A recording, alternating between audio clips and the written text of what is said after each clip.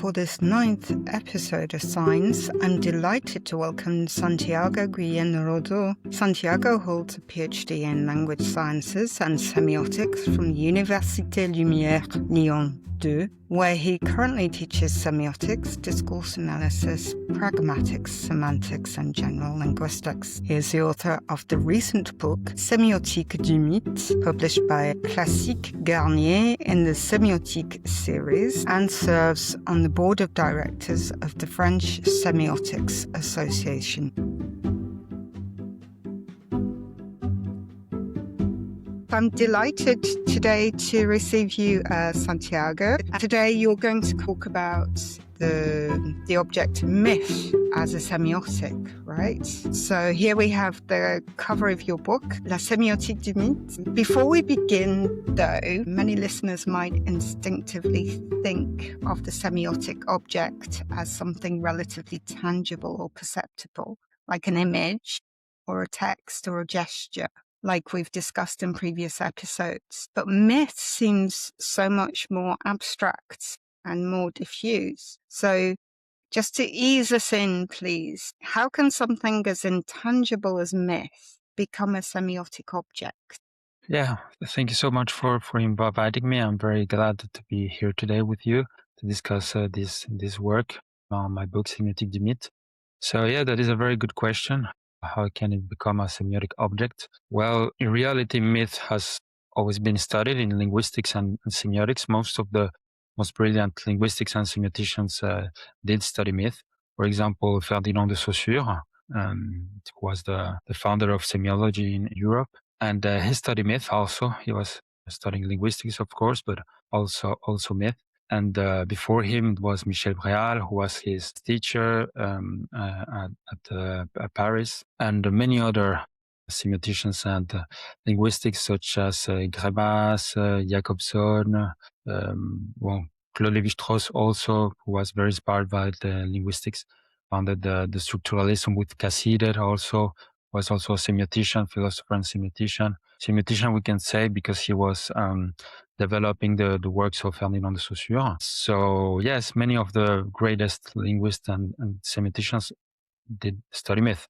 Barthes didn't do it, but the other ones, most of the other ones did it. And so in my book, I study all of those works from 1858 to 2025. Propose my own methodology in order to study myth as in all the French you say plan d'immanence, so you would say all the immanence planes. I don't know how you would say that. That's the notion of Jacques Fontany in Pratique Sémiotique in 2008. And then I analyze contemporary myth in different discourses, philosophy, science, politics, economics, and mediatic discourse. But in order to answer your question, so myth can be, as I was saying, a myth can be deployed in all the plan d'immanence. I don't know how you say that, but it can be a sign, it can be a text, it can be incarnated in an object, it can take place inside of a practice, inside of a strategy, inside of a way of life, Lebensform, that is the notion from Wittgenstein. So actually was conceived as a forme symbolic form, that is the notion from Cassirer. For Cassirer, there was several symbolic forms. There was verbal language, science, art, but also myth. And what that means, it means two things. It means that myth exists in every culture, such as verbal language and science and art. But also it means that it can be deployed. It can be a sign. It can be a system of meaning and value. It can be an object. It can be a practice. So yeah, myth exists in all the aspects of culture. And I think it exists in all cultures and even in our contemporary culture. And so it can be studied as a semiotic object, of course. Yeah, fantastic. Yeah, that's clearer. I mean, plan d'immanence apparently is not translated. So from Deleuze. That does make sense that these people all studied the myth. There's a very famous one is mythology. I think, a lot of people who aren't even semioticians maybe have come across that work. Yes, of course. So his description of myth would be a second-order semiological system. Is that something that your book sort of transgresses, or pushes back on beyond simple bourgeois mystification. Yeah. And so just in order to say something about les plans d'immanence, the idea for plan d'immanence is that is the idea that minimal units can become higher units in different planes of semiotic level. So you have the sign can become a text. The text can be incarnated in an object. The object can take place in a practice, inside of a strategy, inside of a way of life. And each plan d'immanence, each plane has its own epistemology. So one to study practice comes from pragmatics, one to study text and comes from linguistics and the semiotics of text, and so on. And yes, for answer your questions, so Roland Barthes writes the mythology. It's in 1957 that is published. And the idea behind the book of Roland Barthes is Umberto Eco has a paper that was published in Spanish in a semiotic journal that is called the Signis in Spanish, and talking about myth. And he was talking about Barthes, Umberto Eco. And he was very critic about Crémas, and he was very kind to Barthes. And what I like about that is that he explains the idea behind the mythology of Roland Barthes, that, as you said, it is very well known beyond the semiotic sphere and academics.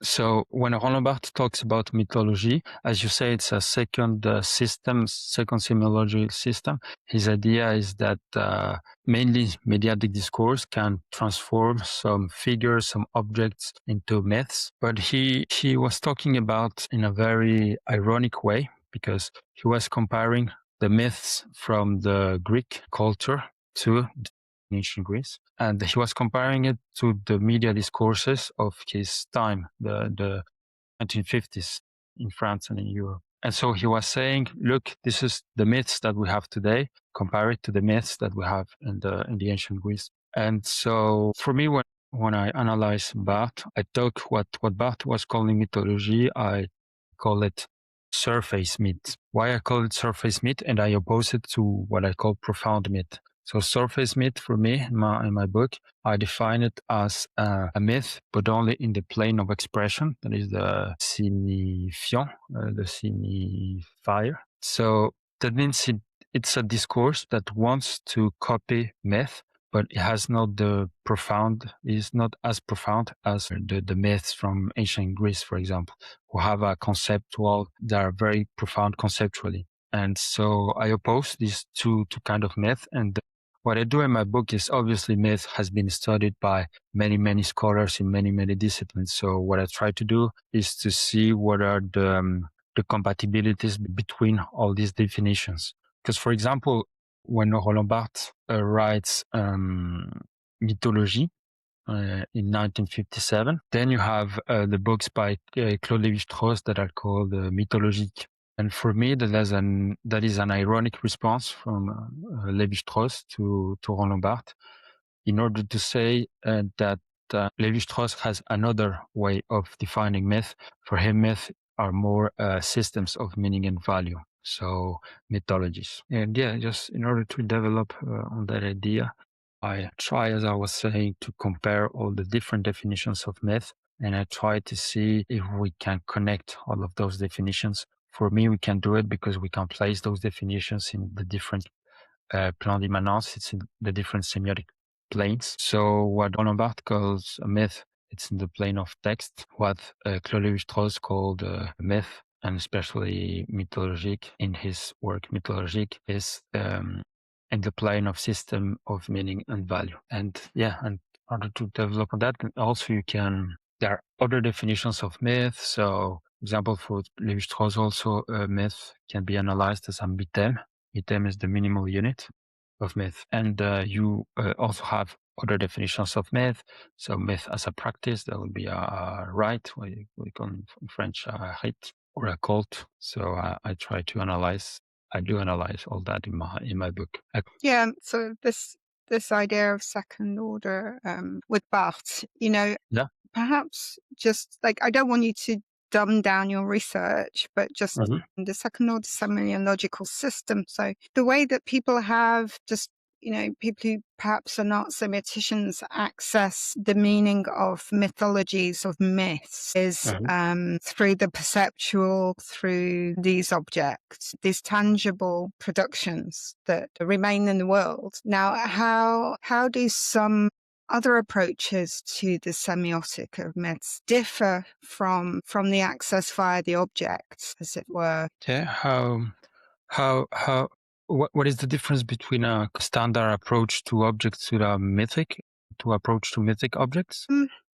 Yeah, to bring it to pop culture very briefly, because I think it's a way in for people, there's the new version of The Odyssey by Christopher Nolan, and his choice of representing Helen using a black actress, Lupita Nyong'o. So is that when the second order semiological system is not successful, for example, in the sense that there are people who are detracting from these filmographic choices about the depiction of Helen.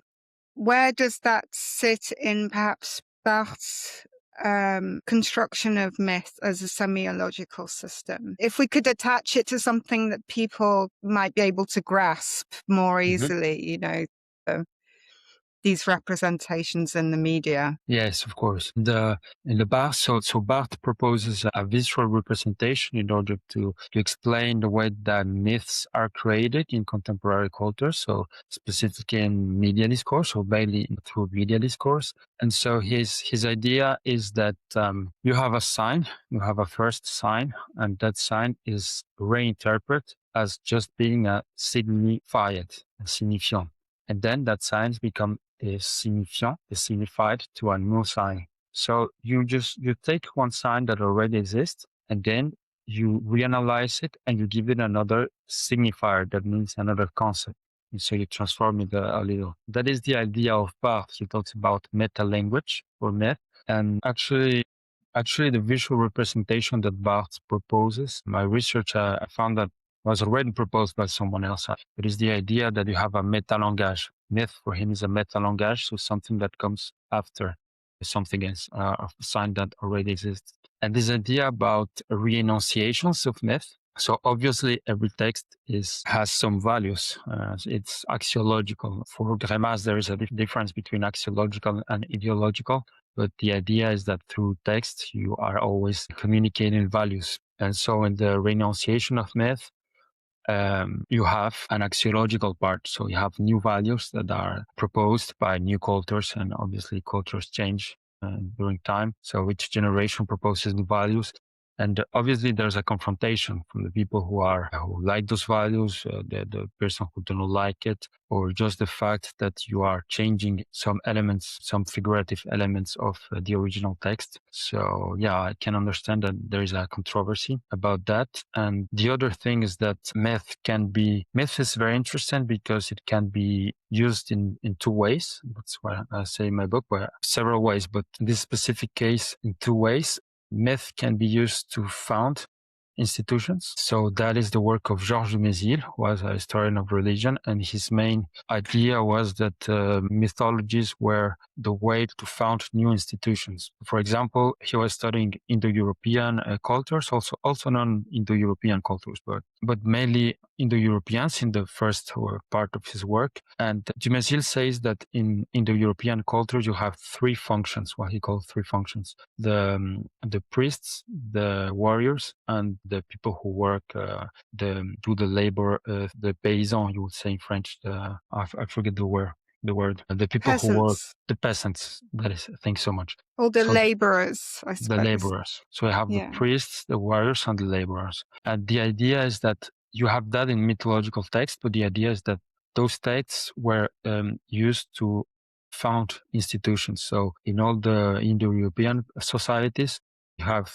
this three distinction of social classes. And for Dumézil, the origin of that is mythological text, and there is a relation between mythological text and the organization of society. So myth can be used to found institutions, but also myth can be used to destroy institutions, to deconstruct institutions. And so it can be used for both things. Yes, so that means that the objects that represent the myths in the tangible world can be reinscribed with alternative meanings at Yes, of any course. moment. Yeah, obviously Yeah. meaning is always changing. You don't have the semiotics, you don't have the idea that the meaning will stay the same, because meaning depends on the interpretation. So it always changes. Of course, the meaning depends on the interpretant for her. So yeah, meaning always changes, and that's the idea. Also, you have the same myth, but new generations are going to interpret in different ways. Of course, they're going to appropriate it, have some kind of appropriation of myths and re-enunciation of myth. I suppose myth as its narrative, essentially, isn't it? Myth. It's narrative with the pretext of a fictional narrative with the pretext of a real, tangible origin, authentic sort of historical value. That's, to me, what myth is. So, yes, it's really interesting listening to you say about this, the priest, warrior, and laborer, how powerful myth can be in the creation of institutions. That is, are there any examples of such institutions that you could perhaps share? Yeah, of course. In my book, I study several cases of that, several examples. But obviously, there's something that I found very interesting about the reflection about institutions. There is a book by Mary Douglas that is called How Institutions Think. I was asking myself in the book how myth thinks and what is the relation between myth and institutions. And yeah, normally what Mary Douglas says in his book, one of the things he says is that the institutions always try to say that their base is in nature, that they're justified by nature. So for example, why do you do that? Because it's natural. So institutions tend to justify its existence by referring to nature laws. So that happens a lot with institutions, but in some cases, you cannot use nature. You have to use something that is over nature. We say surnaturel in French, so over nature. So something that is fantastic. Supernatural. Supernatural, correct. Supernatural, surnaturel, supernatural. And that's where myth enters. And you can't use a natural basis in order to justify institutions. You use a supernatural basis, and that's what myth comes into play. And obviously, Excellent. what we call myth is just the religions of other cultures, of polytheist religions of other cultures, or just archaic strats of our own culture. Yeah, I mean, I suppose with Western culture being quite polarized now, what is the role of religion today in the creation or maintaining of myths? Do you think it's shifting? Is it happening on such a long time scale that it's extremely difficult to have any kind of opinion on those sorts of things? Well, in my book, I studied the works of Jean-François Lyotard. Jean-François Lyotard was talking about great narrations, grands récits, great histories. And for him, he was talking about postmodernity. For him, postmodernity is the fact that there is not a big narration. And the characteristic of a big narration, a big story, is that you have a meaning of value, a system of value, an axiology that is defined. So yeah, for him, there was no system of value that was defined because for him, well, there are several big narrations. One was the Enlightenment in the century. But yes, we can ask ourselves if today we have something like that unifies us all or not. Yeah, we can ask ourselves that question. Something that I found interesting in my book about religion and mythology. Well, there are the thing that they have in common. Obviously, we can find differences, but the thing that they have in common is what in French we talk about modalité. This modality, and is the epistemic modality. So that would be the fact of believing in something or knowing something. And so in a in a pragmatic way of view, we would ask about not the ontological question, if God exists or the gods exist, but what are the practical effects of the fact that someone believes in something in the way that he acts. That is the way of William James studies religion. And yeah, what I found interesting about that is the following, is that Hans Blumenberg was a German philosopher. He says that there is never a final winning of the consciousness in relation to, in French you say the abîme, the abyss. So you have never win in face of the abyss, something like that. The consciousness will never win in face of the abyss. So the idea is that human being has always something that is he cannot know, something that is undetermined, something that he cannot know. There is always an area that we don't know about. For example, what is going to happen after we die, or maybe the origins of life, or that kind of questions. So myth is one possible response to that. You have other responses, but myth is a possible response to that in order to respond, to confront what is unknown, to confront the unknown. And and so that's and interesting to for me. appropriate it. Yeah, correct. Sorry. That is interesting because it justifies the fact that myth continues to exist. Myth will always exist because the unknown will always exist. So myth is always a possibility. So that's why in my book I study contemporary myths, uses of contemporary myths, for example, in relation to environmental crisis or other aspects. Yeah. Okay, so just for the audience who perhaps hasn't read your book, and just say your book is in French. So, Yes. especially for the readers who don't speak French, if you could give us an example of ecologically based myths in contemporary culture. Yes, of course. Yeah. The first I would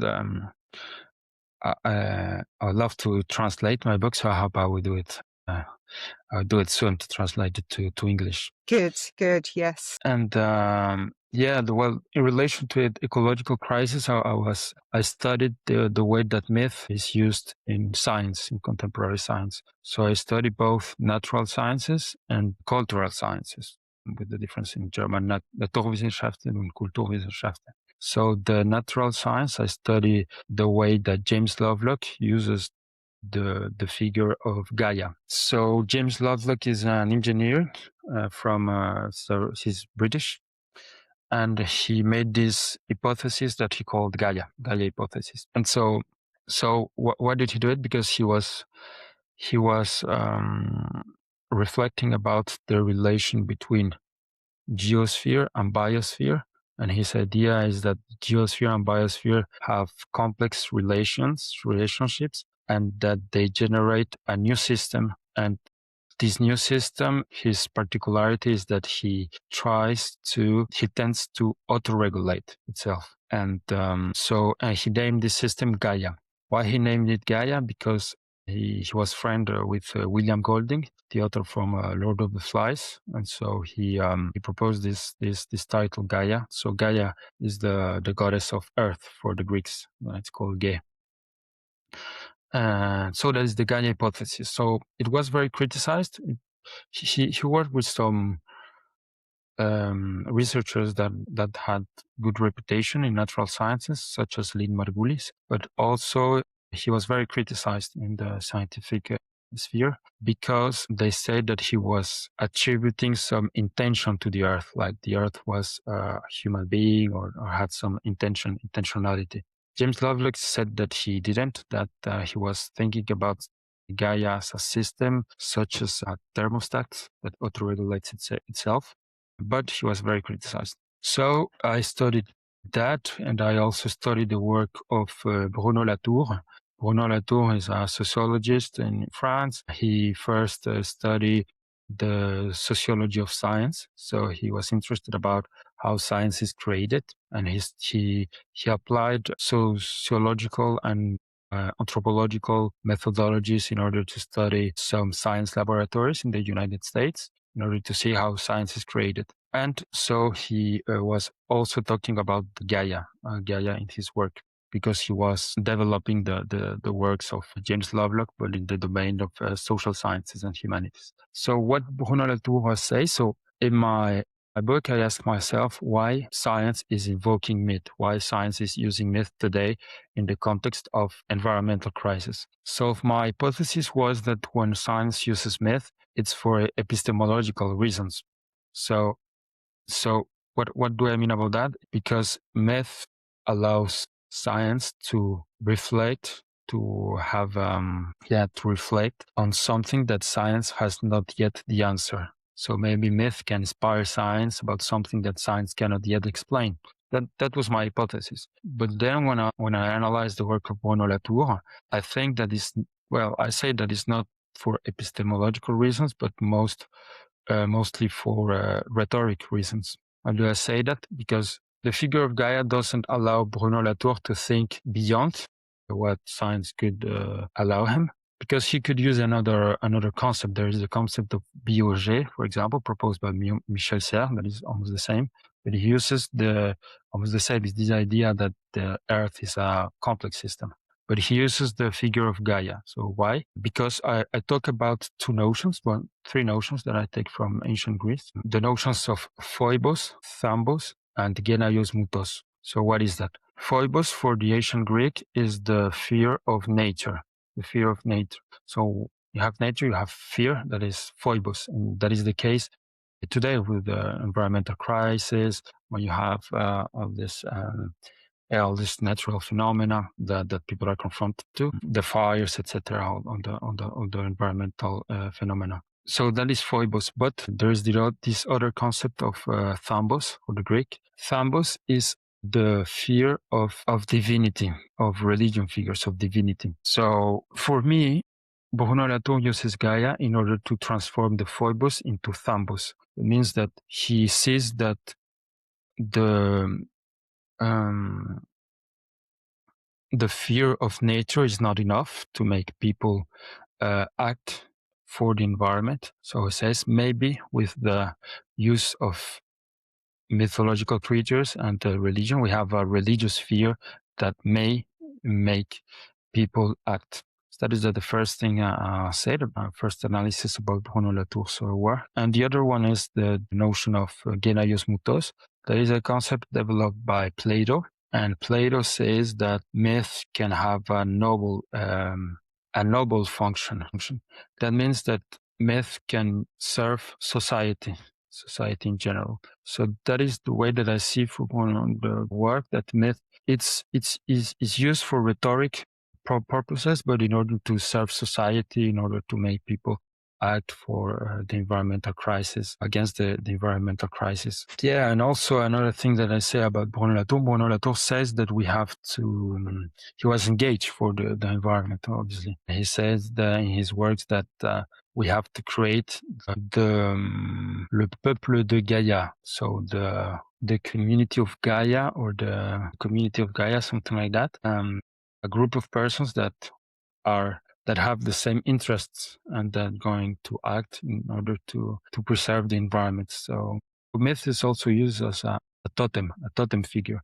And a totem figure is a symbol that is used to give an identity to a community and to make that community function and to join people into a same community.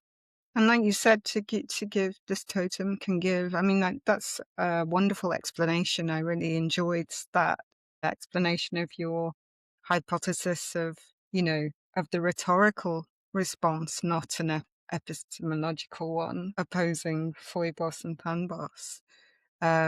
Because the collective able to pin their imaginary upon a singular object of myth. That's very useful and very powerful tool in the not just the construction of institutions, of communities, but also, I imagine, the coercion and the maintenance of those collectives, to have these instantly recognizable totems that crystallize quite often quite complex ideologies, I imagine, historical, cultural ideologies. Yes, of course, of course, there's a social function of symbols and mythological symbols in order to make society function.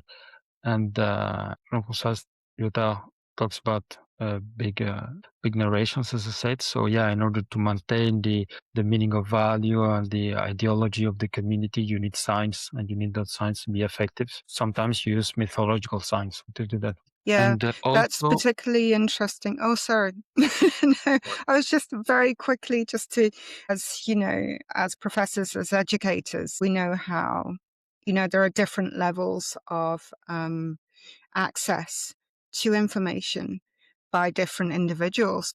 So, the function of myth also societally has access to science on a level that is perhaps less intellectually demanding, then there must be a hierarchy of science communication. And I imagine that myth is somewhere towards the bottom. It's a form of, you were saying your example of ecology. If people aren't going to, if the science of nature, of natural science isn't scary enough for people, then they need to be scared by God or a religion or some kind of religious event that might cause them pain and suffering. So that's quite a primitive, it's quite a primitive aspect, isn't it, of the myth's communication, use of the myth.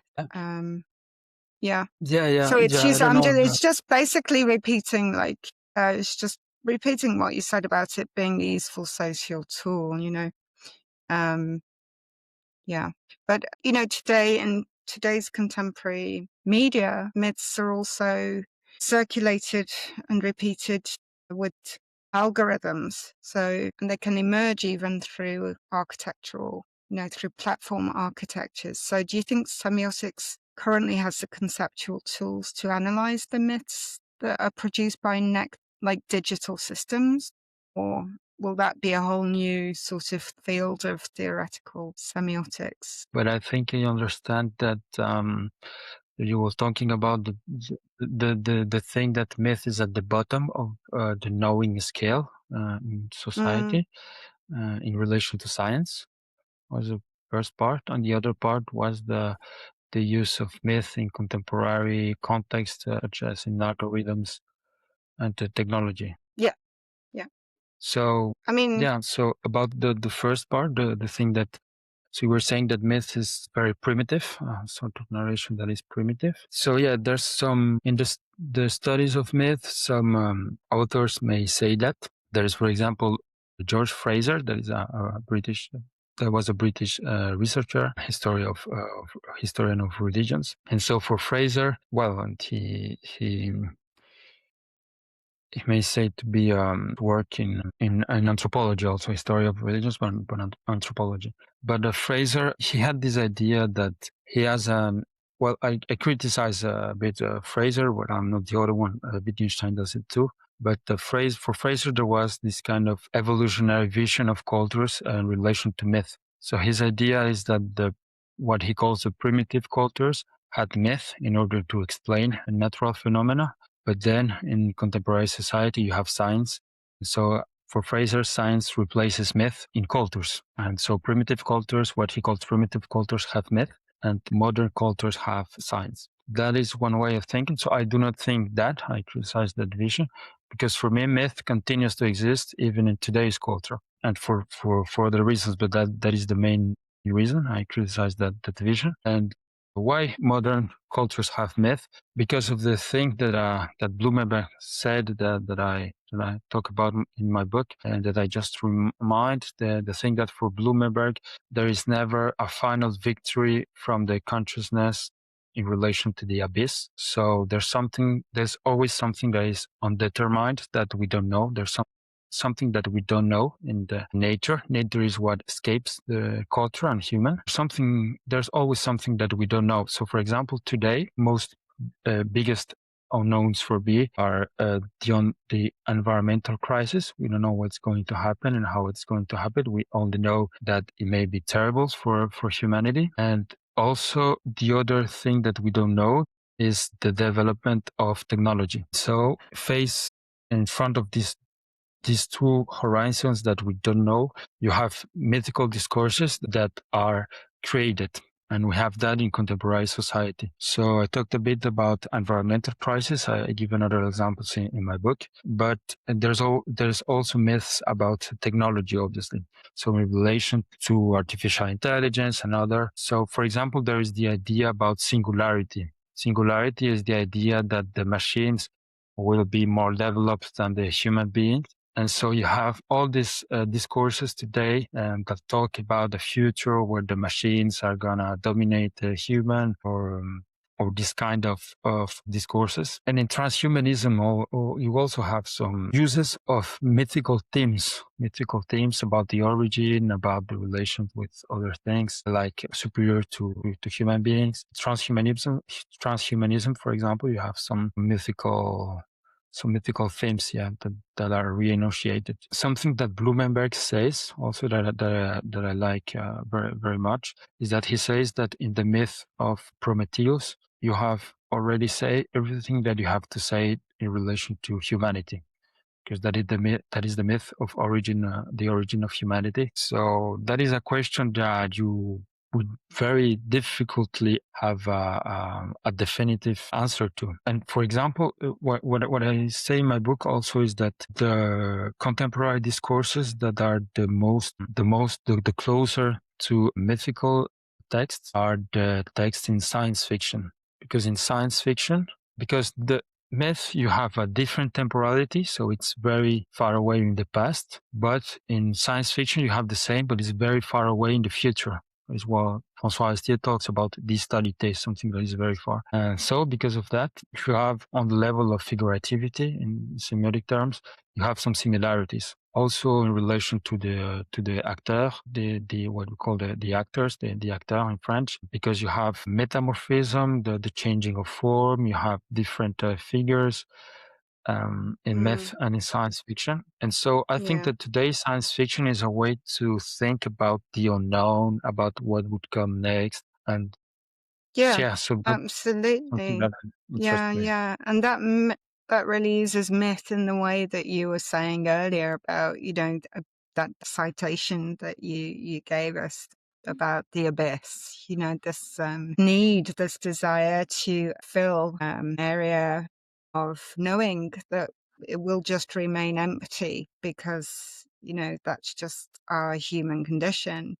And regarding sort of AI and technology and transhumanism and all of these things, it just made me think of Nina Begush at Berkeley. She has worked on the Pygmalion myth, Okay.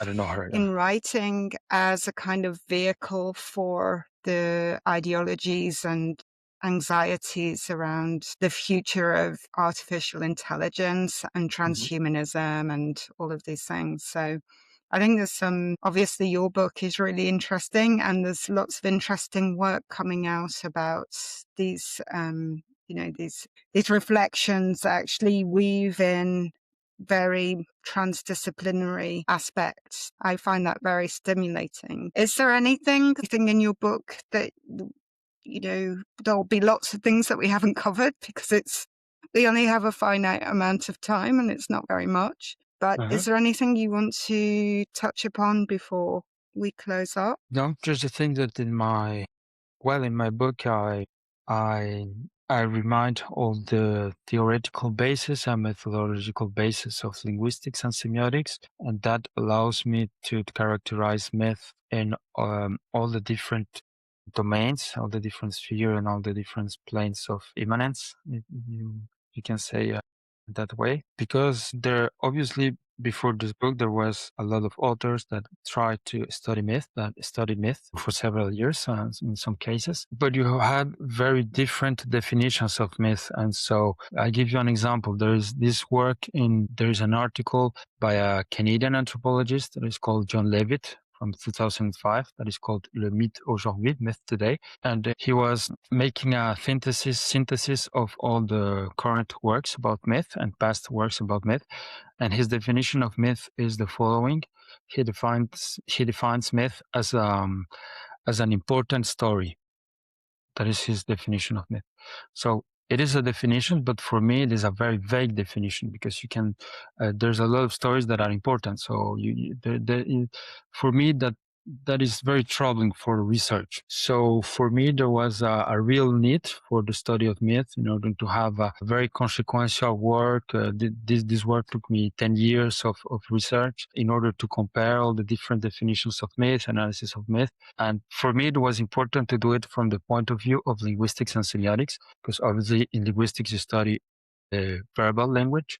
Semiotics, you study all the language, verbal, but also pictures, also photography, dance, etc. So myth is mainly, not only, but it mainly exists through and inside verbal language. Also another pictures and other languages, but mainly in verbal language. So for me, it was important to do an analysis of myth from the perspective of linguistics, because in linguistics, you have all these declinations of linguistics. You have a minimal sign, you have a phoneme, you have a morpheme, you have a syntagm, a sentence, text that is in a practice, etc. And you have the same thing about myth. You have a minimal unit, and then you have a text, you have a system of meaning and value, you have an object, you have a practice. So I think that is the main contribution of my work, the way of analyzing myth as everything, as a minimal structure, mythème. I talk about mythologème. So I give very different definitions of myth in all this order of domains. So for example, for me, there is mythème, mythème minimal unit. Then you have mythologème, that is a narrative structural, intertextual narrative structure. Then you have myth, that is one myth with all his re-elaborations. Then you have myth as a discourse genre. Then you have mythology as a system of meaning and value. Then you have mythical objects. Then you have mythical practice, such as rituals, for example. And then you have myth as a way of life, as a Lebenswelt. So for me, that is the main contribution of my text. And it's important for me because myth continues to exist today. It was very criticized for Cassirer, for example, the use of myth in politics. There's a book that is called The Myth of States. And so myth continues to exist if we look closely today. Absolutely. That's why I think my book is important. Yeah. Help. Yeah, I think it is too. I think it's a very good book and a very interesting book. And I do hope that you get it translated to English very soon.